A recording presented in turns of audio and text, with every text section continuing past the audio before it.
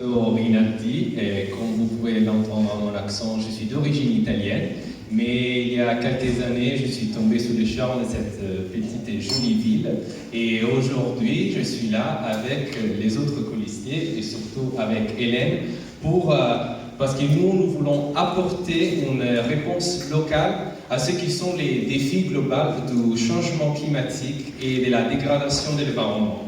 Le changement climatique nous paraît quelque chose de très loin et de très abstrait, quelque chose qu'on a vu à la télé parce qu'il y avait les grèves du vendredi pour les changements climatiques et avec Greta Thunberg. Mais sachez que même ici à la Madeleine, nous avons déjà commencé à subir les premiers effets de l'augmentation des températures et des phénomènes climatiques exceptionnels.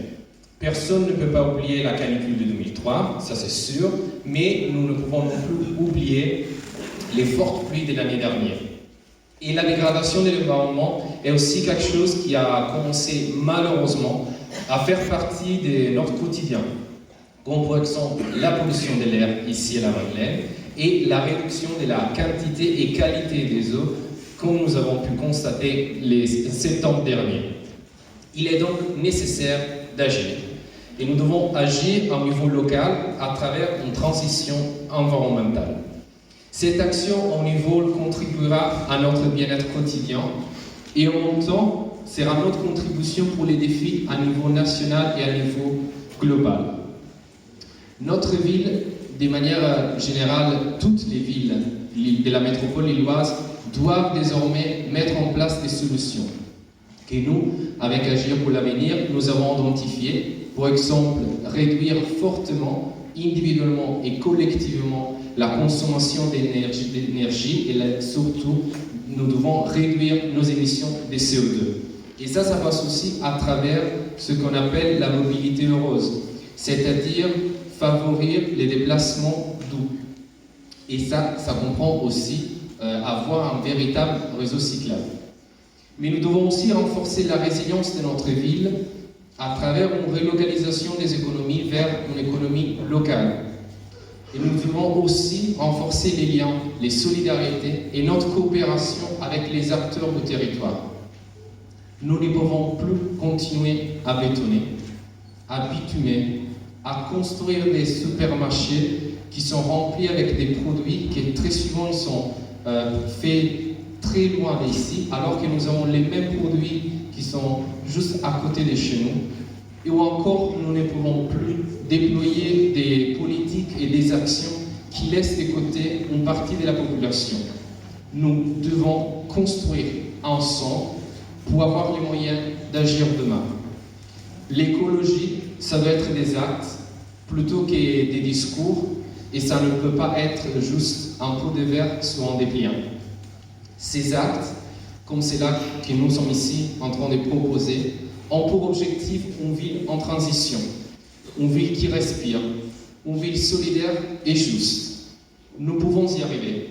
Et c'est pour ça que nous proposons, par exemple, de remplacer les bitumes dans les cours d'école avec des espaces verts, ou encore d'avoir un service public des cantines avec un approvisionnement bio et local. Parce que nous devons apprendre à nos élèves, à nos enfants, non seulement à écrire et à lire, mais aussi à se bien nourrir. Et ça passe aussi avec une cantine qui pourrait proposer des menus végétariens. Mais nous voulons aussi créer des mini-forêts.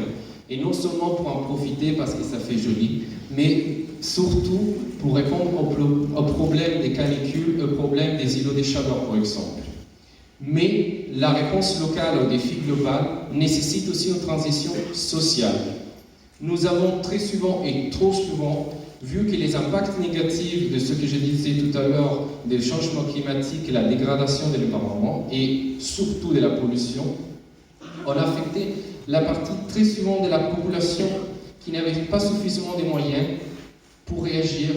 Et je ne me réfère pas seulement aux moyens économiques. Il est donc nécessaire de partager les ressources pour réduire les inégalités et pour favoriser l'inclusion.